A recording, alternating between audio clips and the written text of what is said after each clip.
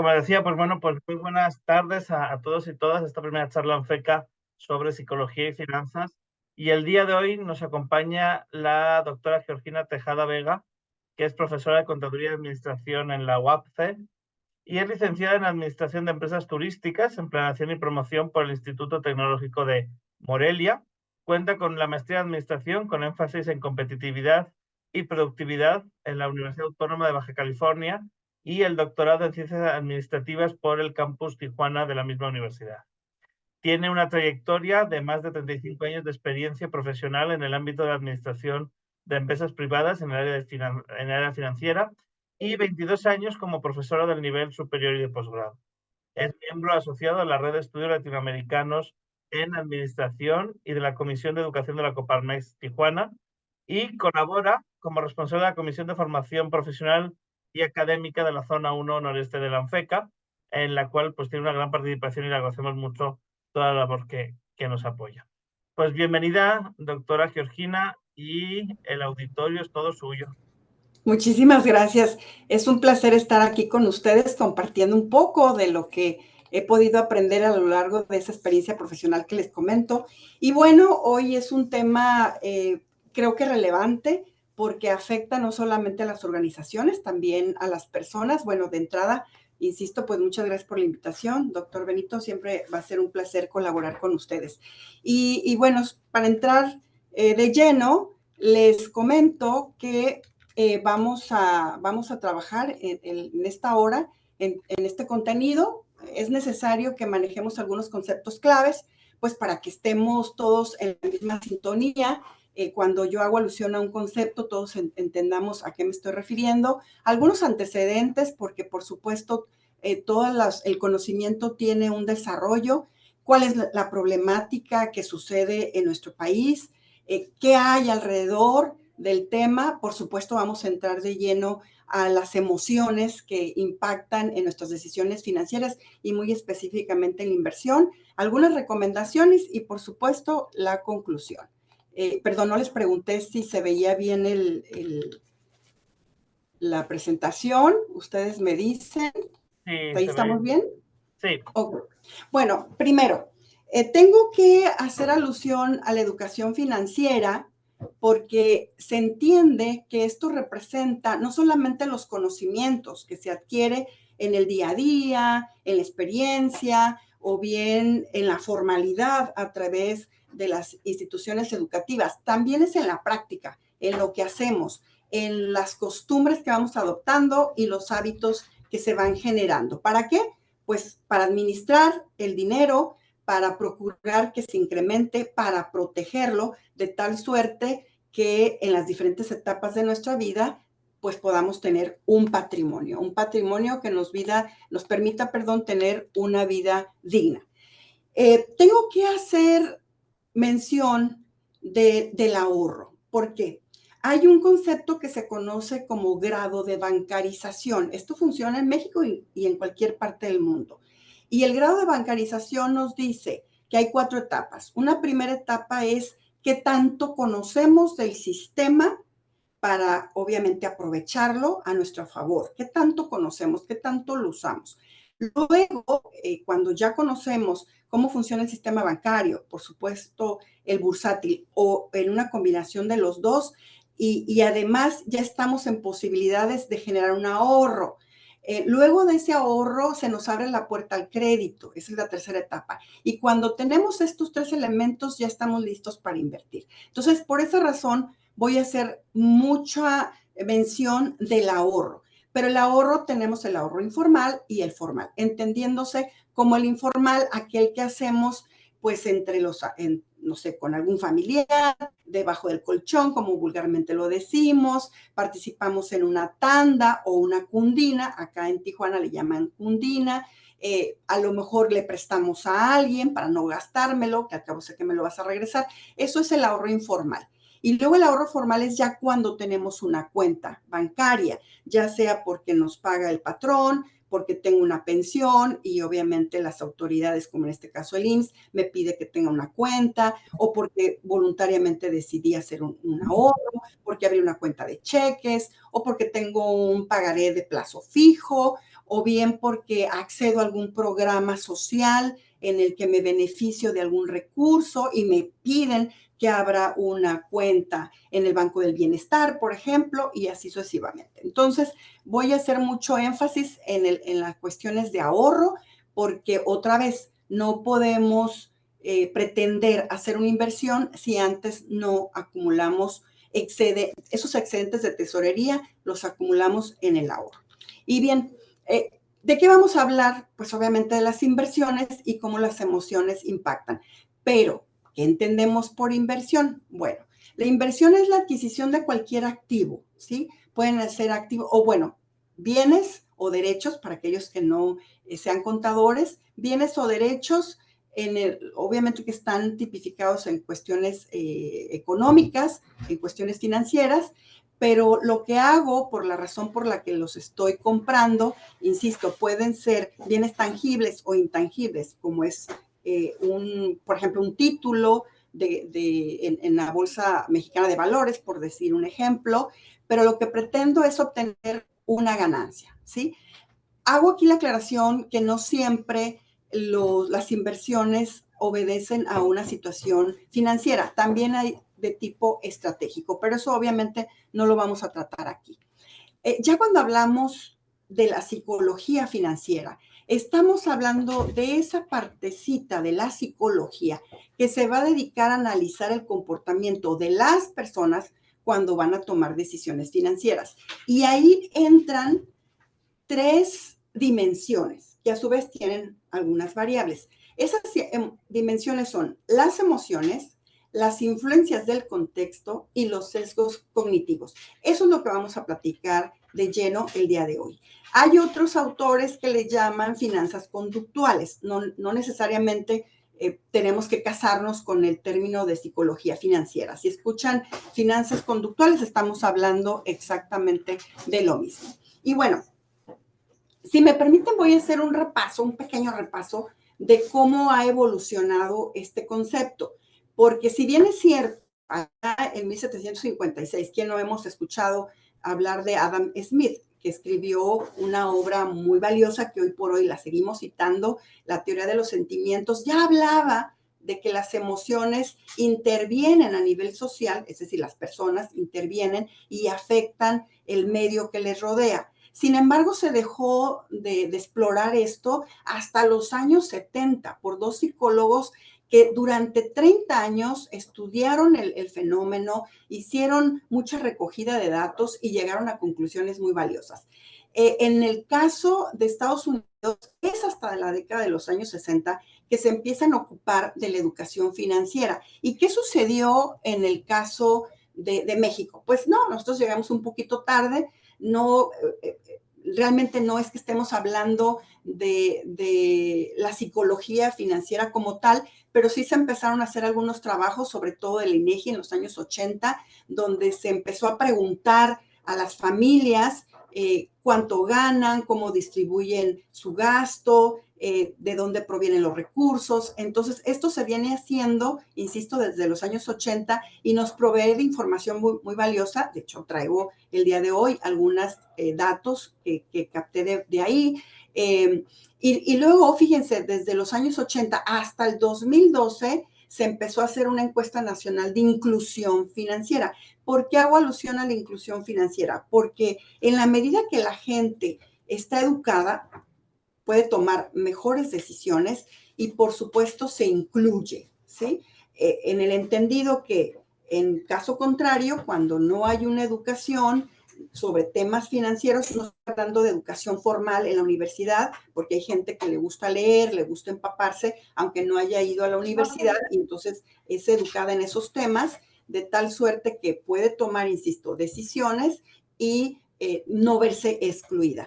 ¿Qué pasó a nivel mundial? Bueno, pues un psicólogo, que es el caso de Daniel Kahneman, recibió el Premio Nobel de Economía porque logró integrar esos conceptos psicológicos precisamente aterrizados en la economía.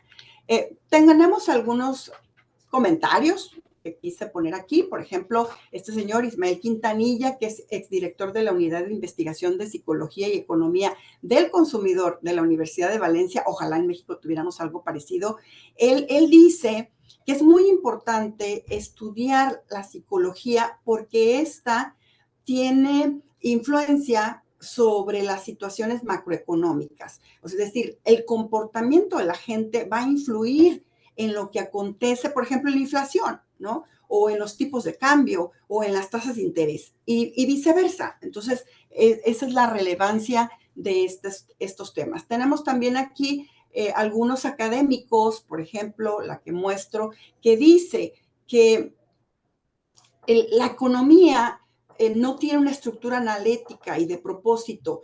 En cambio, la psicología, pues es intuitiva y cuando se combinan, permiten que haya un mejor entendimiento de cómo piensan las personas, por qué eligen consumir o no consumir, o por qué toman decisiones relacionadas a su patrimonio, a su vejez, por ejemplo, si van a generar un recurso que les permita tener una vejez digna. Pero bueno, lamentablemente les voy a platicar de algunos datos, ¿no? ¿Cuál es la problemática? ¿Por qué a mí me interesa abordar estos temas y lo pongo sobre la mesa? Miren, en América Latina efectivamente se tiene una limitada cultura del ahorro, no lo digo yo, lo dicen estudiosos del tema, como es el caso de Cardona, porque están muy ocupados el seno familiar de la crianza de los hijos y están, digamos que se les educó para generar el dinero, gastarlo, pero no va más allá. ¿Qué sucede en el caso de México? Tampoco tenemos una cultura del ahorro y bueno, van a decir, pero a ver, estamos hablando de decisiones de inversión, pero les recuerdo, es que no podemos invertir si antes no establecimos un hábito del ahorro, ¿sí? Y miren, para que se den cuenta de cuál es la problemática en México, el 32% de la población adulta no ahorra, ¿sí? Es decir, de cada 10 mexicanos mayor de 18 años, 7 sí van a ahorrar, 3 no lo van a hacer. Ustedes pensarán y dirán, bueno, 7 de cada 10 no es un número inadecuado, o sea, estamos hablando por encima de la media. Ese no es el problema. El problema no es si ahorras o dejas de ahorrar, es que el problema es cómo ahorramos. Por eso insistimos en la educación financiera, ¿sí? ¿Cómo ahorramos? Bueno, pues entonces, de ese 68% de la población adulta que dice ahorrar, el 63% lo hace en instrumentos informales. Y cuando se hace en instrumentos informales, pues se abre una caja de Pandora. Existe el riesgo de que se les pierda, de que se los roben, de que tengan la tentación de gastárselo y peor aún, el recurso, el dinero se deprecia, o sea, va perdiendo valor a través del tiempo por simplemente efectos de la inflación. Entonces, ya sabemos que el peso que guardamos hace un año, pues no nos va a alcanzar para comprar lo mismo con ese peso un año después. Entonces, está muy comprometido. Por eso insistimos en conocer las bondades que presenta el sistema financiero, en este caso el mexicano. Por supuesto que tiene sus áreas de oportunidad, pero con base en ese conocimiento que estamos adquiriendo, pues vamos a tener la capacidad de tomar mejores decisiones. Ojo, considerando que las emociones nos pueden jugar una mala pasada. ¿En qué sentido? Bueno, y retomando esto del ahorro, de esos adultos que dicen que sí ahorran, el 20%, únicamente el 20%, lo va a hacer en instrumentos formales, a través de cualquier tipo de cuenta, ¿sí? Y puede ser a través de la banca comercial, o también conocida como de primer piso, o la banca de desarrollo, también conocida como de segundo piso, ¿sí? Obviamente hay gente, sí, hay personas que ahorran tanto en casa, debajo del colchón, como ya les comenté, o en alguna cuenta. Son el 15%. Esa es nuestra realidad. Y luego, a ver, ¿y cómo? Aquí está expresado en millones de personas. El 20% representa 15,800 millones de adultos, ¿sí? ¿Esto de dónde salió? Pues ya les dije, de la encuesta nacional de inclusión financiera. Son datos del 2018, pensarán, bueno, pero del 2018 al 2023 pasaron 5 años, hay una gran diferencia. Pues lamento decirles que no, porque hay un detalle, ¿sí? No perdamos de vista que hubo una situación que cambió la economía y que se llamó COVID-19 y pues que trajo la pandemia, ¿sí?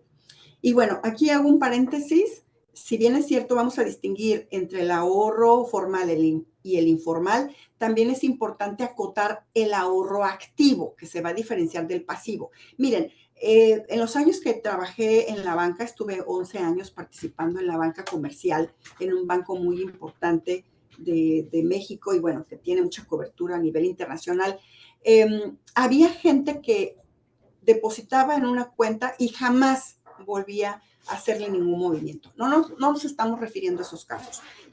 El ahorro activo se refiere a aquellas personas que hacen un primer depósito en una cuenta o bueno, o hacen su guardadito y siguen acumulando, siguen haciendo, a lo mejor de repente sacan, pero lo vuelven a meter. O sea, hay movimiento, ¿sí? A eso se refiere.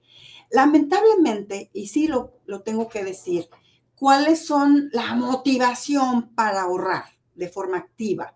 Pues la número uno es para resolver emergencias o imprevistos. Estamos hablando de resolver pues, situaciones del corto plazo o del mediano plazo. Pero los menos son los que ahorran para la vejez o para el retiro. O sea, ahí tenemos un problema de temporalidad. O sea, ¿y luego qué va a pasar cuando lleguemos a nuestra edad de plenitud? ¿De dónde vamos a vivir si es que no tuvimos esa previsión? Es una pregunta. Ahora bien, ¿qué dicen los que no ahorran dentro de un sistema formalizado? ¿Cuáles son los argumentos? El 33% dice, pues es que no tengo ingresos suficientes o mi situación laboral no es muy estable. Otros dicen que porque no tienen necesidad, otros que porque ponen muchos requisitos para abrir una cuenta, otros más que porque le tienen desconfianza a los bancos, por ejemplo, u otros más porque prefieren definitivamente tenerlo en casa. Luego, ¿qué sucede? Ay, perdón, ya me pasé. Ok.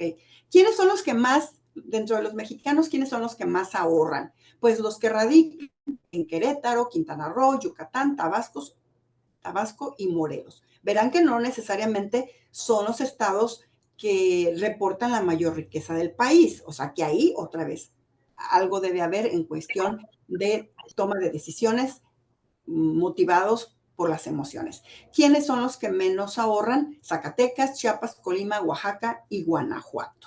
Y quise poner esta lámina porque sé que en este momento están presentes personas de diferentes partes de la República. Ahora, aquí viene a reafirmar lo que yo les decía hace un momento. Ok, ¿por qué 2018 y no a la fecha? De entrada, las encuestas no se hacen todos los años, se hacen cada 3 años. Entonces, en el 2021, ¿qué sucedió? Pues sí, efectivamente se incrementó el ahorro formal un 1%, pero vean todo lo que decayó el informal y la gente que ya no ahorra. O sea, hay 9 puntos porcentuales que cayó el ahorro informal y obviamente gente que dejó de ahorrar porque supongo tenían que resolver una emergencia de salud o de falta de trabajo y todo lo que ya sabemos que sucedió durante la pandemia. Entonces, hay esta encuesta que les comenté, que hay una encuesta nacional de ingresos y gastos de los hogares, esa sí está más actual, es del 2022, nos da cuenta de cuánto ingresan los hogares en promedio con base en el número de sus habitantes, ¿sí? Y lo que ingresa en promedio en México, una familia común y corriente, son 67,000 pesos, ¿sí? Cerrando cifras. Es decir, alrededor de 22,500 pesos mensuales entre todos los miembros de la familia. ¿De dónde proviene ese recurso? El 94,63% de esos 67,000, pues es su ingreso corriente, es lo que obtienen a través del trabajo subordinado o porque tienen un autoempleo, son emprendedores, ¿sí? Otros porque son jubilados, porque son becados, porque reciben donativos, porque se adhirieron a un programa gubernamental, etcétera, etcétera. No quiero entrar mucho en detalle. Lo que sí quiero que vean cómo únicamente el 5.37% son recursos que le llegaron por pago de intereses o por dividendos, porque participan en una pequeña empresa, ¿sí? Ahora, ¿qué sucede con cómo se distribuye? Pues digo, lamento decirle a las mujeres presentes que hoy por hoy en México sigue habiendo desigualdad, por lo menos laboral, porque ahí se ve, las mujeres ganamos menos que los hombres, percibimos menos recursos. No importa el nivel educativo. Obviamente los más golpeados son quienes tienen niveles de estudios de primaria. Ahí está lo que percibe un hombre que nada más llegó hasta la primaria en relación al que podría percibir o a lo que podría percibir alguien que estudió a nivel de posgrado, ¿sí? Sean hombres o mujeres. Ahora, ¿por qué les pongo estos datos? Porque, insisto, podrían decir, pues es que lo que gano me lo gasto, cómo me lo gasto y me queda poco recurso para ahorrar, luego entonces para invertir. Los hogares mexicanos, otra vez, en términos de promedios, gastan, de esos 67 gastan 60,000. ¿En qué lo gastan? Pues en el gasto corriente, ¿sí? Alimentos y bebidas es el número 1, transporte y comunicaciones, educación, vivienda, cuidados personales, etcétera, etcétera. El 15.5%, fíjense, es más que el anterior, el 15.5% del gasto, ¿a dónde fue? A pagar intereses, a pagar comisiones. ¿Okay? Digo, sí hay algunos que invierten, por eso dice ahí capital, o que tienen que pagar parte de ese recurso en capital. Ahora bien, ¿quiénes, como ya les decía, quiénes ahorran más? Pues ahorran los hombres, me podrían decir, lógico, si ganan más, pues es lógico que también ahorren más, ¿no? En México, los hombres que fueron encuestados dijeron el 69%, mientras el 67% son mujeres. Obviamente, la gente que vivimos en ciudad tenemos acceso a todos los servicios, incluyendo los financieros, muy por encima de los que viven en la zona rural, por eso estos datos. Luego, por edad, qué curioso, ¿no? Dirán, mira, a partir de los 18 años y 29 años son los que más ahorran, ¿sí? Luego le siguen de 30 a 39 y los que menos ahorran son los que ya llegan a una edad en plenitud, de 60 a 70 años. Se sobreentiende, pues segura, si ya se jubilaron, pues reciben su pensión, la tienen que administrar porque ya no van a tener más y hay otros que lamentablemente llegan a una edad adulta y ya no trabajan porque sus capacidades psicomotoras ya no se lo permiten, a lo mejor tienen alguna situación de salud y bueno, ahí está esa gráfica que no nos deja mentir. Lo que ya mientras más estudias, mayores nivel educativo, pues la posibilidad de que ahorres es mayor. Aquí lo dicen los datos. Esos son datos duros que no podemos ignorar. Luego, ¿qué sucede con los que ahorran? Bueno, efectivamente, algunos dijeron, pues ni estudio ni trabajo. ¿Y cómo es esto posible? Pues porque probablemente eres un jubilado o eres un estudiante que recibes una aportación del gobierno federal. Hay otros que estudian, que nada más se dedican a estudiar, pero reciben dinero pues de sus tutores, de sus padres, pero aún así ahorran. Hay quien tiene trabajo informal y vean cómo quien tiene un trabajo formal, pues sí tiene esa capacidad de ahorro mayor y así lo han expresado. Me voy rápido porque quiero entrar pues en el tema que es en los temas de la psicología. Quiero que vean la diferencia entre los que sí ahorran, en el ahorro informal y el formal, cómo destinan o para qué tienen pensado destinar este ahorro. Mientras que para los del ahorro informal, su prioridad es el hogar, o sea, estoy ahorrando porque quiero hacerle mejoras a mi casa, quiero comprar, no sé, algún activo, quiero comprar un vehículo, quiero comprar quizá un refrigerador, mientras que los que tienen un ahorro formal ahorran en su mayoría como mayor prioridad las emergencias, ¿sí? Y otra vez vean hasta dónde se cae. Nadie estamos pensando en ahorrar para la vejez. Casi se van dando ahí tanto unos como los otros. Paso de los que sí ahorran en los sistemas financieros, ¿dónde lo hacen? Pues la mayoría en una cuenta de nómina. Y eso deja entrever que no fue una decisión personal, ¿sí? Voluntaria. Es que mi empleador me dice que debo abrir una cuenta, de lo contrario, pues se me va a dificultar el que me pague. Los que abrieron una cuenta de ahorros lo hacen de manera voluntaria. Las cuentas de apoyo del Estado, yo les quiero platicar, cuando estudié la maestría, tuve beca CONACYT y me decía CONACYT, necesitas ir a abrir una cuenta bancaria. No era la que yo tenía abierta. Me dijeron, tienes que ir, recuerdo, con BBVA a abrir esa cuenta para que yo te pueda depositar mes con mes lo de tu beca. Entonces también hay esos casos, ¿sí? Y por supuesto las pensiones. Ya les dije, les va a pedir a los pensionados que les digan en qué cuenta les van a aportar su dinero mes con mes. Y luego, esto es bien interesante, miren, por eso empezamos ahí a analizar y decir, bueno, ¿en cuál es mi posición? Aquella persona que por razones diversas optó por solicitar un crédito en la vía formal, ¿sí? No entre los tíos ni los hermanos, o sea, porque hay tres fuentes de financiamiento tradicionales, está en inglés, ¿no? Pero es la familia, los amigos y alguna persona que confía en nosotros. No, no estoy hablando de eso, estoy hablando de créditos a través de la banca comercial. Hay un 10% de mayor probabilidad de que la gente ahorre si tiene un crédito.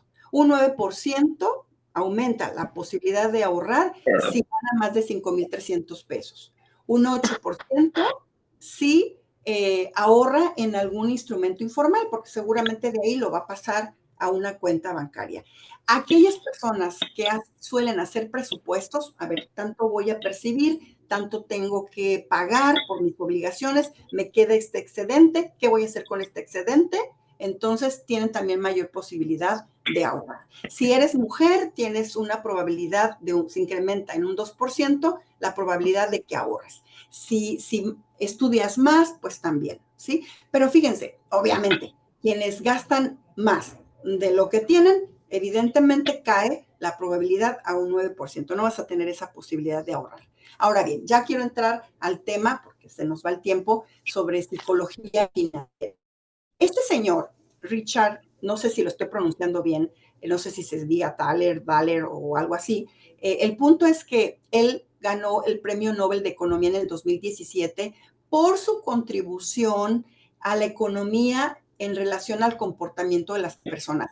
Y lo quise poner acá porque él distingue tres rasgos principales del comportamiento de las personas, por supuesto, que influyen en el mercado. ¿Sí? Recuerden que otro autor decía, las personas influyen en las corrientes de mercado, pero el mercado influye en las personas. ¿Cuáles son esos rasgos? La contabilidad mental. Y miren, yo estaba viendo esto y dije, ay, me acuso. Yo también hago eso, ¿no? Hago mis presupuestos y entonces hago mis sobrecitos, digo, mentales o en mi libretita o en mi hoja de Excel o en la plataforma, digo, cada quien lo puede hacer de manera distinta. Entonces vamos contando esto voy a destinar de mi ingreso tanto para la renta, tanto para la factura del auto, tanto para la comida, pero al concentrarnos en esas partidas individuales, dejamos de lado el todo. A eso se refiere la contabilidad mental. Dejamos de ver el todo. Entonces, no nos concentremos en el árbol, también tenemos que ver el bosque, ¿de acuerdo? Ahora bien, hay dentro de ese rasgo algo que se le llama efecto de dotación, que significa cuando o se ve expresado cuando las personas valoran más un producto cuando lo tienen que cuando no lo tienen. Y entonces, como lo tengo, no me quiero deshacer de él. Miren, y ya estaba haciendo esta diapositiva y recordé a una cliente cuando trabajaba yo en el banco y era ejecutivo de cuenta, que tenía bastante dinero, pero se le presentó una oportunidad de hacer una inversión en Banquide, ¿sí? La invitaron a ser socia de una inmobiliaria, la posibilidad de ganancia era muy alta, prácticamente sacó todo lo de su cuenta, dejó el mínimo y siempre iba muy mortificada a decirme que quería aumentarle, que cuánto era lo mínimo que le podía depositar, porque le habían empezado a dar ataques de pánico, ataques de ansiedad y había tenido mucho tiempo su cuenta y le había costado mucho deshacerse, bueno, no deshacerse de ella, pero sí dejarla a su mínima expresión, pero se le olvidó que estaba haciendo otra inversión. más jugosa o más riesgosa, pero con posibilidad de ganar más. A eso se refiere el efecto de dotación. Y luego tenemos otra situación que, claro, tiene más que ver con las personas morales que con las personas físicas, el sentido de la justicia o de la injusticia. Y ahí tiene mucho que ver la percepción social, qué es justo y qué no es justo. Y para poner un ejemplo, aquí se lo puse con letras chiquitas, cuando llueve mucho, ya lo acabamos de vivir en Tijuana, si alguien de Tijuana está conectado, pues obviamente vamos a demandar los paraguas y se acepta que se aumente el precio, pues por efecto de la oferta y la demanda. Sabemos, ¿no? Que al haber escasez, pues el precio se va a elevar.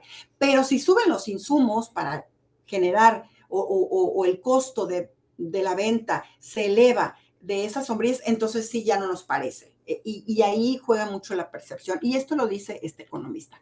Luego tenemos el problema de la tentación, que viene a reforzar los datos que les acabo de compartir. O sea, la gente prefiere consumir ahora que ahorrar. O si ahorro es para consumir en el corto y en el mediano plazo, no en un tiempo más alto, ¿sí? Entonces, no planifican a largo plazo. Normalmente es de corto, de mediano plazo.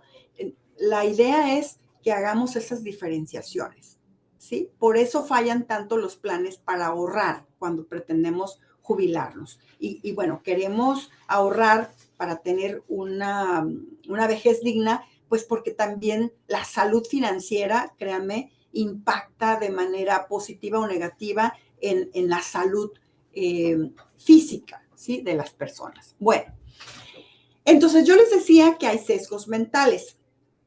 Entonces, cuando hablemos de los sesgos mentales, debemos entender cómo funciona el cerebro del ser humano, independientemente de si es mexicano, si es tailandés o si está en alguna parte de Europa. Eso es irrelevante. Aquí hablamos de teoría porque se probó a nivel mundial. Entonces, hay dos tipos de pensamientos. El sistema rápido es de manera automática, casi inconsciente, y bueno, optamos por ello porque no nos genera ningún trabajo de expresión, ¿sí? Ningún esfuerzo. En cambio, el pensamiento lento, sí, necesito detenerme y requiere de un mayor esfuerzo.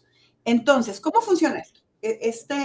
La verdad, se lo tomé de una página de BBVA, de Nuria Pesquera, que así lo simplificaba, tengo que citarla, ¿verdad? La fuente, y así se ve, fíjense, el sistema lento es calculador, consciente, frecuente, esforzado y lógico.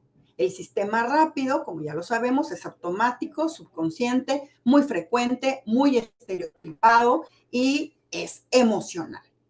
¿Ok? Entonces, nuestras emociones están en ese sistema rápido. Entonces hay que detenernos, ¿no? Dicen los que enseñan sobre inteligencia emocional que reconozcamos la emoción, la racionalicemos para entonces que juegue a nuestro favor esa emoción y no en nuestra contra. Fíjense bien, dice esta misma autora, y no lo dice porque sí, obviamente ya se ha dedicado a estudiar estos temas. Ok, el problema es que el sistema lento contribuye con el 10% de nuestras decisiones, mientras que el sistema rápido el 90%. Es decir, en el 90% del tiempo vamos a tomar decisiones rápidas que son irracionales. A eso se refiere con los sesgos. Y claro, también esta autora dice, esos sesgos nos lleva a tomar atajos, ¿sí? Y bueno, retomando un poquito la parte de la conceptualización, los sesgos cognitivos son aquellos que no que nos obliga, mejor dicho, que genera que las personas emitamos juicios inmediatos, que respondamos a un estímulo de manera rápida, otra vez, irracional, ¿sí? Entonces hay que tener en cuenta eso. Ahora, los atajos mentales, pues a eso nos llevan, a tomar decisiones sin tener toda la información, ¿sí? Vamos a actuar a priori, ¿sí? Con etiquetas, va a depender de nuestro constructo mental, porque no tenemos toda la información. Entonces, la idea aquí es que reconozcamos nuestros sesgos cognitivos a título personal y vayamos identificando cuáles son los atajos que solemos tomar para evadir el sentarnos a analizar las cosas y otra vez, sobre todo, nuestras emociones. Entonces, ¿cuáles son los sesgos cognitivos más comunes en las inversiones? ¿Sí? Esto dicho por una guía que se hizo en España, una guía de la Comisión Nacional de Mercado de Valores. ¿Sí? Digamos que el símil de la Comisión Nacional Bancaria y de Valores en México es su homólogo. Dice, hay exceso de confianza, o sea, la gente tiende a infravalorar los riesgos, ¿sí? Y tiende a no diversificar o realiza demasiadas operaciones. A los que nos gustan estos temas, decimos que pulverizar no es lo mismo que diversificar. O sea, diversificar es, dicho de otra manera, no pongas todos los huevos en la misma canasta, ¿sí? Pero tampoco te vayas al extremo de querer hacer muchas inversiones porque entonces no vas a tener el tiempo de prestarles atención y nomás te va a generar estrés y vas a destinar mucho tiempo de tu vida y te puede provocar ansiedad. Entonces, no es pulverizar, es diversificar. Luego, la ilusión de control, creer que tenemos la capacidad de influir en todo y de tener control. Pues no, valga la redundancia, ¿no? Definitivamente hay muchas cosas que escapan a nuestro control, la mayoría de las veces, entonces hay que identificar cuáles son.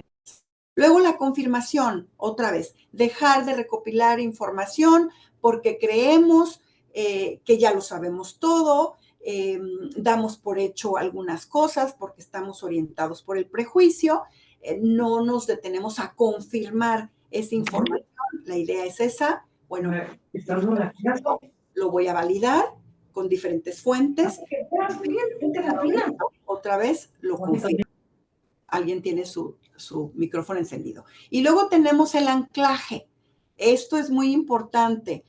Bueno, es que me fue muy bien en las inversiones, en el pagaré de plazo fijo a 90 días, cuyo instrumento de mayor relevancia son los CETES. Me ha ido muy bien, estoy muy tranquila y vuelvo a repetir esa conducta. No, o sea, los tiempos cambian, las circunstancias cambian, las realidades en el caso pues de CETES, que está avalado por el gobierno federal, pues cambian las políticas públicas y quizás si en el pasado me fue bien, probablemente en el futuro inmediato no sea así. Entonces vamos a considerar el anclaje. La aversión a las pérdidas, y esto lo voy a retomar porque, y me voy a adelantar, necesitamos saber cuál es nuestra aversión al riesgo, ¿sí? ¿Cuál es mi perfil? Ahorita les voy a platicar porque hay 3. Entonces, la aversión a la pérdida es que estamos tan enfocados a la posibilidad de perder que dejamos de lado la posibilidad de ganar, ¿sí? Nos tenemos que obligar a ver, claro, hay que hacer un cálculo costo-beneficio, eso lo dicen de manera muy racional, pero a veces dejamos de ver esto. Y luego la falacia del coste hundido, así se llama. Pues es que mira, estoy ganando dinero en esta inversión, pues, y de repente empiezo a perder, entonces no me salgo porque existe la posibilidad, o sea, no quiero perder todo. Ahí que recomendamos, y esto ya es muy racional, hago la aclaración, no es una cuestión emocional, cuando se va a hacer una inversión, fijarte un techo y un piso. O sea, tengo este dinero, ¿cuánto es lo máximo que me satisface ganar? ¿Y cuánto es lo mínimo? O sea, si tengo una pérdida, ¿cuál es la pérdida máxima que puedo soportar? Y si se están dando cambios, ya llegué a mi techo, pues me salgo para tener la ganancia. O si estoy perdiendo y ya llegué a mi piso, pues me salgo. Sumo la pérdida, ¿sí? Entonces, y luego el sesgo de autoridad. Bueno, nos encanta preguntar a la tía que le va bien a nivel económico porque tiene negocios, pero nunca ha hecho inversiones de otro tipo y le vamos y le preguntamos. Y su opinión es válida y nada más esa me importa. Y llega otra persona y dice algo contrario. No, es que la tía, por decir algo, la tía Juana, que me recomendó y eso es lo que voy a hacer. De hecho, hay una película, siempre se me olvida el nombre, de un, no existía el TikTok, pero no, creo que sí fue en TikTok. Bueno, no recuerdo en cuál red social, que empezó a difundir entre los jóvenes, porque autoridad, y ahí van los jóvenes a hacer las inversiones, a seguirle, y sí, todo ese cúmulo de jóvenes sí influyeron de forma muy importante en una acción, de hecho, de una empresa que cotiza en la bolsa de Nueva York. Entonces, pues sí hay que escuchar a las personas que tienen cierta autoridad, pero hay que pedir segundas y terceras opiniones, tal y como cuando vamos al médico. Ahora bien, los atajos. ¿Cuáles son esos atajos? Los atajos es tener exceso de confianza, ¿sí? Sobreestimamos nuestra capacidad para alcanzar metas y la probabilidad de que todo vaya bien. Sí, se vale que seamos optimistas, pero también los financieros hacemos tres escenarios siempre: el optimista, el realista y el conservador o el pesimista. Y yo suelo tomar decisiones con el pesimista, ¿sí? Entonces, pues no caer en el exceso de la confianza. Ese es un atajo. El otro, el sesgo del presente. O sea, prefiero consumir hoy porque mañana a lo mejor estoy muerto, ¿sí? No, ahorita me gané 30,000 pesos, ahorita voy y me compro el último celular, que al cabo mañana voy a seguir obteniendo recursos y no sabemos el mañana qué nos depara. Entonces, siempre hay que pensar también, sí, está bien acuérdense que los economistas dicen que de un peso eh, la, existe la misma probabilidad, 50% de que lo gastes, lo derives al consumo, o 50% de que lo ahorres. Pues ojalá, digo, al final de cuentas el ahorro siempre se va a destinar para el consumo, pero pospones el momento, ¿sí? ¿Para cuándo? Pues para cuando tengas una vejez y tengas una vida digna. La aversión a la pérdida, o lo que ya les decía, pensamos más en la posibilidad de perder que en la posibilidad de ganar. Otra vez, esto sucede en el ser humano. No importa posición económica, no importa su nivel educativo, no importa si vive en un país emergente como el nuestro o en un país desarrollado. Así funcionamos los seres humanos. Y luego, pues, no salirnos, ¿no?, de nuestra área de confort, de aceptar que las cosas siempre han sido así, las cosas siempre han funcionado así, y bueno, pues para qué cambiar algo que siempre ha sido así. No, ya hoy por hoy hay gente que está invirtiendo en criptomonedas, que está haciendo transacciones en criptomonedas. Yo les recomiendo que si van a entrar en este juego, pues aprendan muy bien cómo funcionan el Internet, porque sepan muy bien de las plataformas para que elijan bien. O sea, tampoco se trata de meterme porque es una novedad y luego perder y no saber qué hacer. No. Hay que, por supuesto, averiguar y si no me late, si no me gusta, averiguar por qué no me gusta, ¿sí? Y si sí me gusta, porque me gusta el riesgo, espérate, detente, analizar si conviene en este momento que hagas una inversión de esa índole. La falacia del coste hundido, que ya se los comenté, no voy a entrar en este tema porque ya lo dijimos. La influencia social, que también ya lo comenté, que están fuertemente nuestras decisiones influidas por alguien de la comunidad. A veces es el padre, la madre, el hermano mayor, el tío, el tutor, el esposo, el novio, el mejor amigo. Siempre hay alguien, el jefe en la empresa, etcétera, etcétera. Ahora, ¿qué se recomienda? ¿Qué se recomienda? Pues que conozcamos nuestro perfil de riesgo, ¿sí? Y estos perfiles se hicieron basados en la psicología. Claro que hay personas que están dispuestas a asumir más riesgos que otras, ¿sí? Definitivamente. Y existe el perfil conservador y existe el más aguerrido, digamos. Y también tiene mucho que ver las edades, por supuesto, y no me dejarán mentir si alguno de los presentes trabajan y sus empleadores les dan las prestaciones que marca la ley, pues no me dejarán mentir que hay algo que se llama Afore, y dentro de las Afores hay CIEFORES. Entonces, esas CIEFORES nos coloca la autoridad. Cuando no elegimos de manera voluntaria, nos va a colocar en la que corresponde a nuestra edad, ¿sí? En el entendido que los jóvenes son más propensos a asumir riesgos y los adultos, conforme vamos aumentando la edad, somos más adversos al riesgo. Queremos ser más conservadores por razones obvias. O sea, ya no tengo una vida por delante para resarcir los daños, ¿sí? Este es el sentido. Entonces, por favor, a los presentes, cuando tengan oportunidad, métanse a alguno de ahora sí, los bancos que quieran, las casas de bolsa que quieran, en sus portales siempre tienen de manera gratuita, hay algunos cuestionarios donde ustedes, si son honestos, les van a decir cuál es su perfil de riesgo, recomendar algunos instrumentos de inversión, ¿sí? Luego, ¿cómo voy de tiempo? Aquí tengo que son las 3:20, entonces, ¿vamos bien, Benito?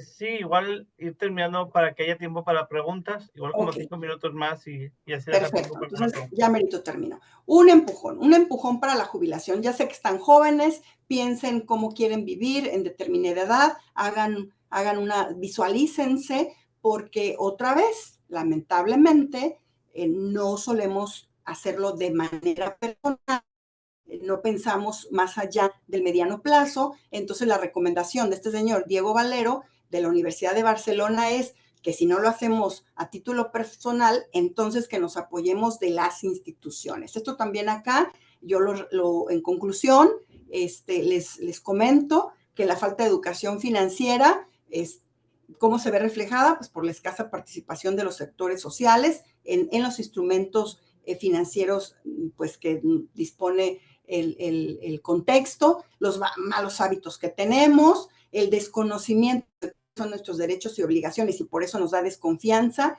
el sistema bancario o bursátil y definitivamente la falta de la planeación. Y luego pues necesitamos educarnos de manera financiera para que no se nos excluya, ¿sí? Y por último, les recuerdo que vivir en una localidad urbana va a facilitar que tengamos ahorro, luego entonces inversión. Si nos estudiamos más, pues también tener un empleo formal, tener un mayor salario, ya dijimos, arriba de 5,300 al mes. Y pues la edad también va a contribuir a que decidamos o no ahorrar y luego pues invertir.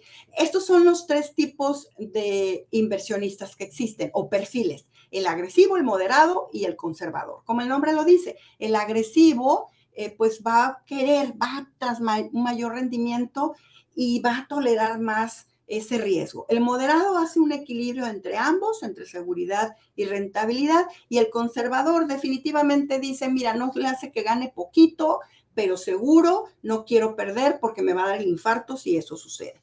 Entonces, eso es, ahí les dejé las referencias por si quieren averiguar un poco más al respecto.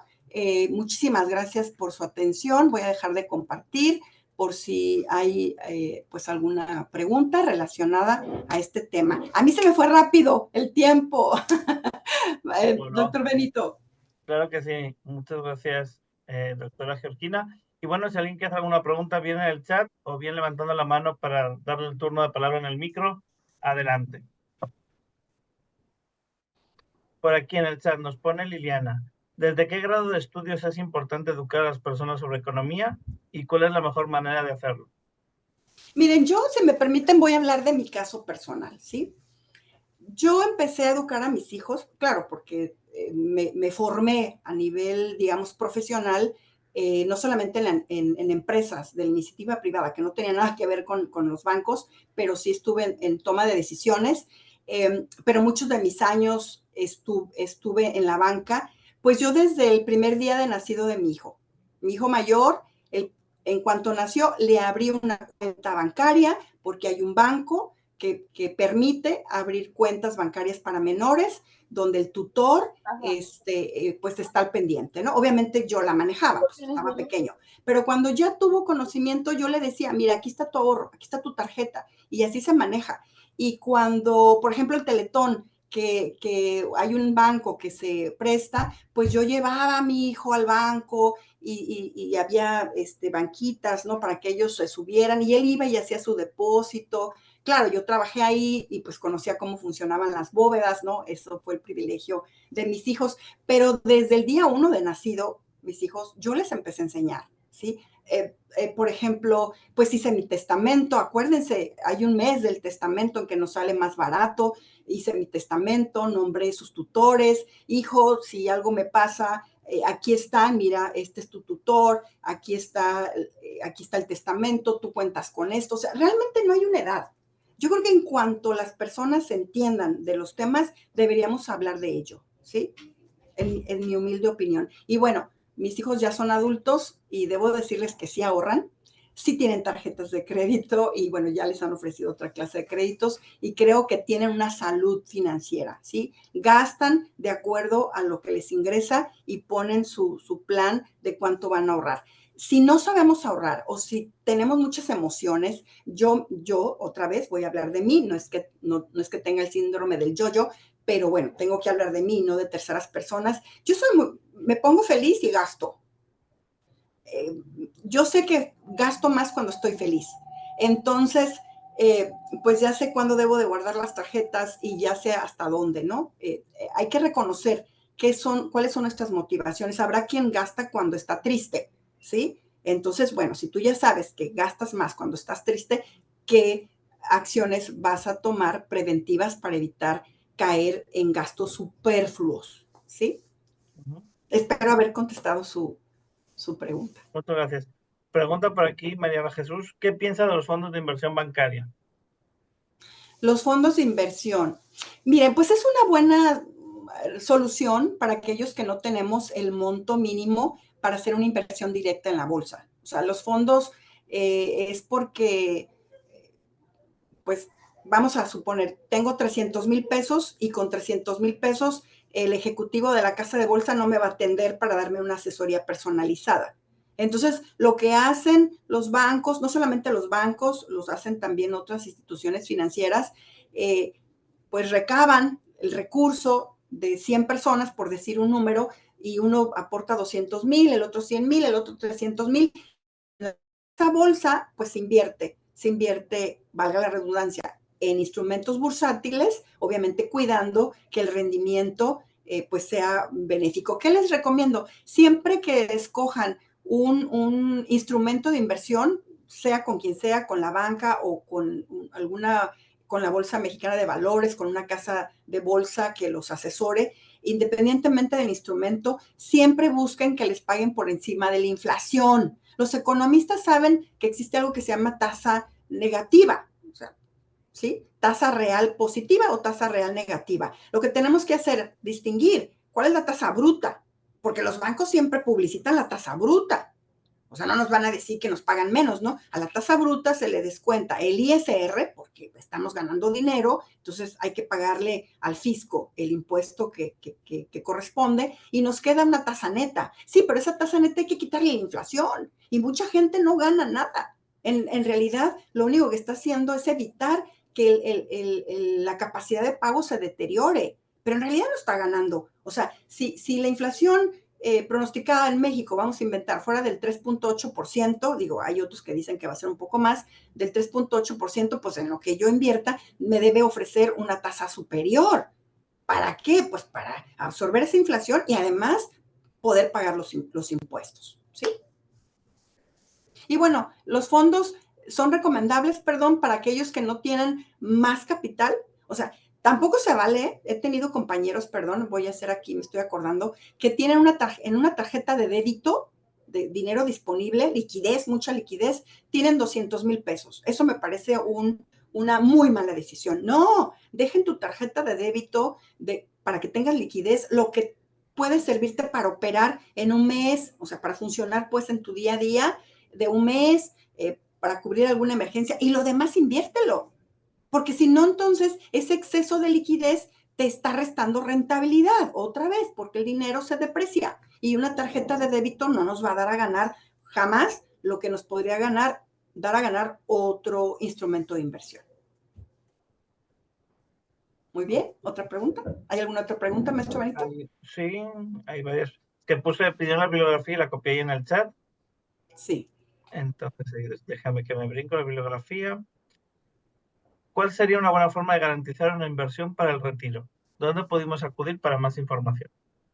Bueno, si usted es empleada y tiene una Afore, la mejor, de verdad, y no le estoy haciendo publicidad a las Afores, pero hoy por hoy es donde se genera el mayor rendimiento, es invertir de manera voluntaria. A fin de cuentas, puede usted retirarlo, creo que a los 3 meses, cuando era a los 6 meses, ahora ya hay mayor posibilidad.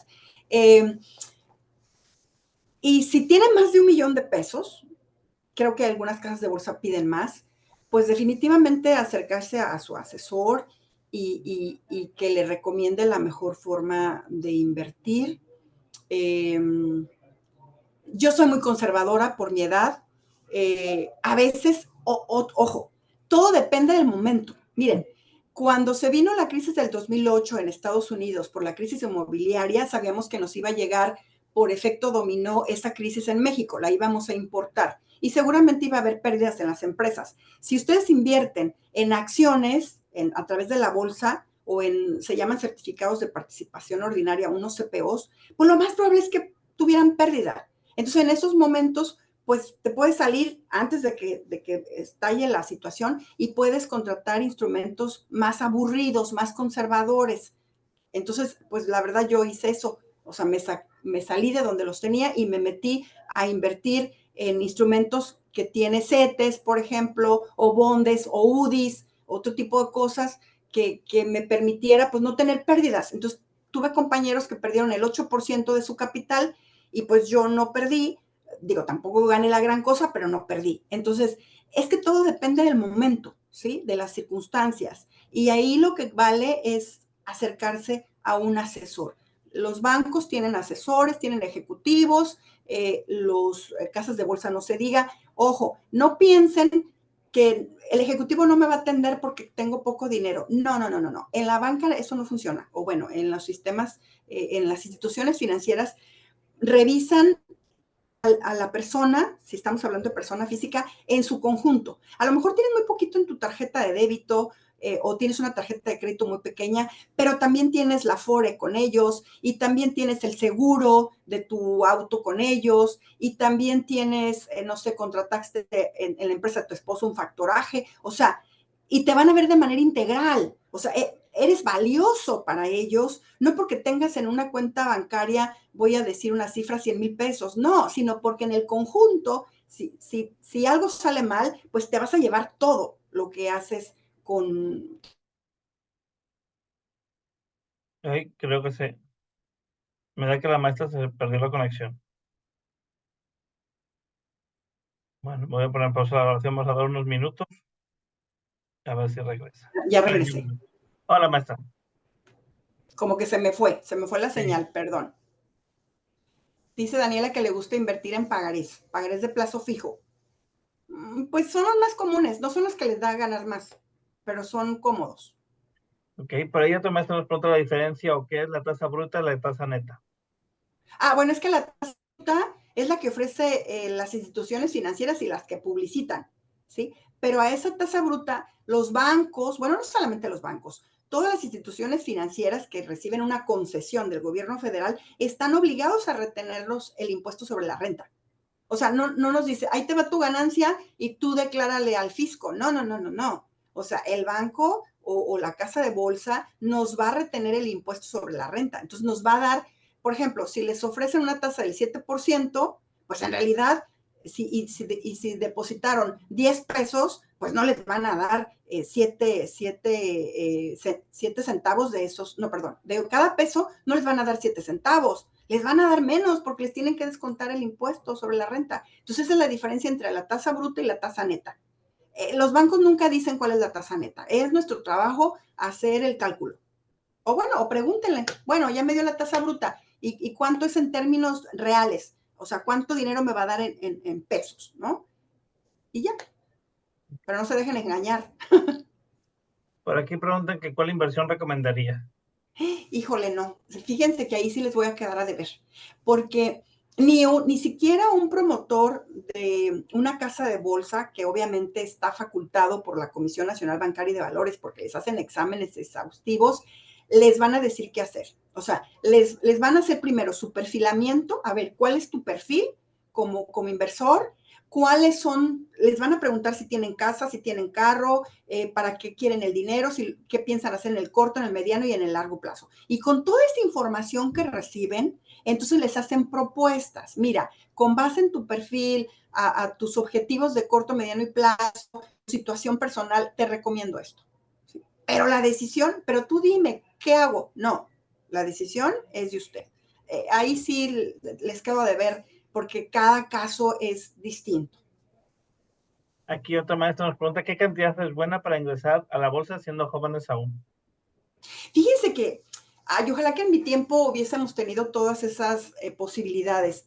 Los jóvenes hoy por hoy, digo, espero que no se vea como un anuncio, pero pueden hacer inversiones.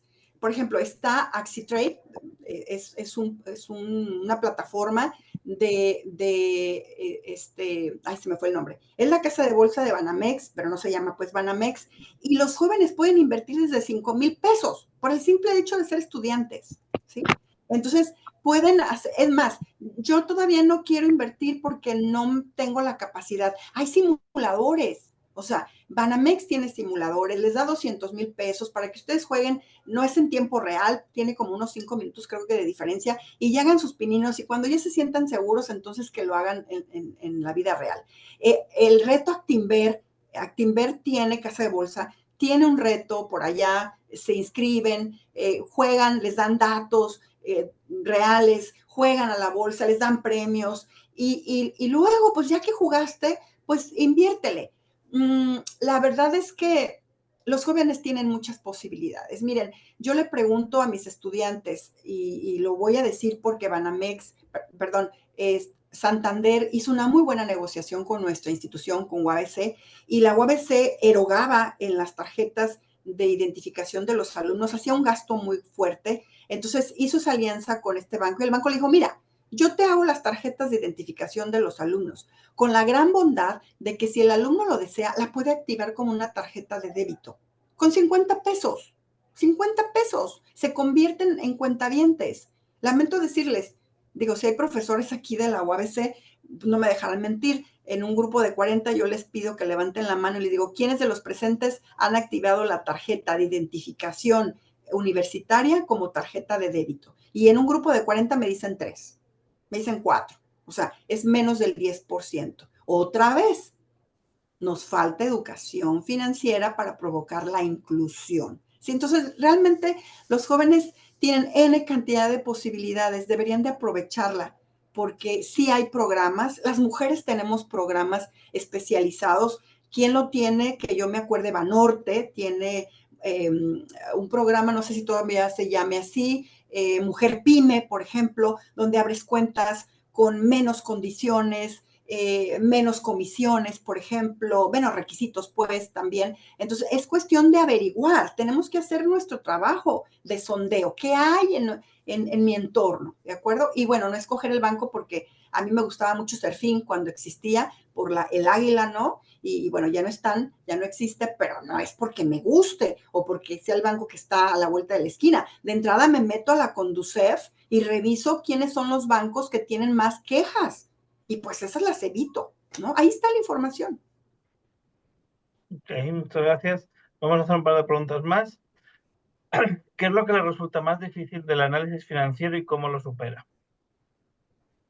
Cuando hacemos análisis financiero personal o de una empresa, porque sí cambia un poco. Ya ¿Qué será? no. Bueno, vamos a asumir que es de una persona moral. Ay, les voy a decir, es que en el análisis financiero los métodos, las herramientas, la información que emana de la contabilidad, eso es lo más sencillo. ¿Saben qué? En mi experiencia, porque antes de ser docente estuve, y bueno, hice ahí cuando renuncio a la banca para venir a